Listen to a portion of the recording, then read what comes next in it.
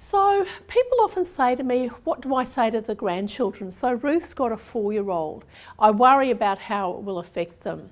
One of the things that's very important to remember is that we all worry about our children. We'd all like to protect them. We'd all like to make sure nothing bad ever happens to them. But the reality is we can't protect our children from everything. William Morden is a child psychiatrist, and he says no child can walk between the raindrops, and I think that that's a fabulous description. So essentially what I'm saying is having a diagnosis of cancer, having a heart attack, having a stroke, having Parkinson's, losing your job, having financial strain, none of those things will inevitably damage your children or grandchildren. It is less about the event and more about how you deal with it. So resilience is, a medical student said, it's the ability to bungee jump through life. So it's the ability to survive things that are unsurvivable, I guess, at some point. And the thing is that trying to protect children from things that have happened doesn't make them resilient. The first time I went to New York, I'd been on study leave in the UK. The guy I was working with was the child of Holocaust survivors. There were a lot of Jewish people where I was working, and it really struck me. You know, his parents came from Europe with nothing, and he now is one of the leading world experts in psycho-oncology.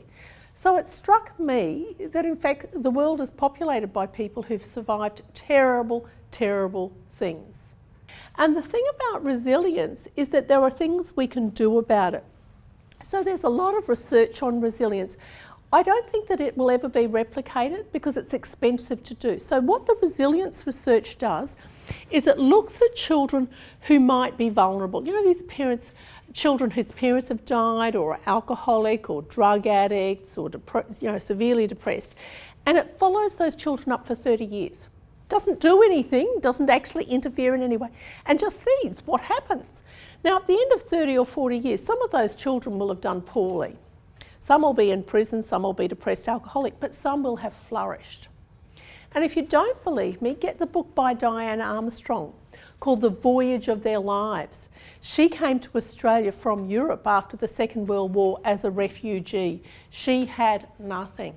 And she, 50 years later, made contact with people who'd been on this boat. And they had set up businesses. They had children who were physicians, who were nuclear physicists. I probably made that up. But basically what it was saying was that people can flourish. And so for all of you who have family members that concern you, what are the things you can do? Probably the single biggest one is strong connectedness to at least one adult with unconditional positive regard.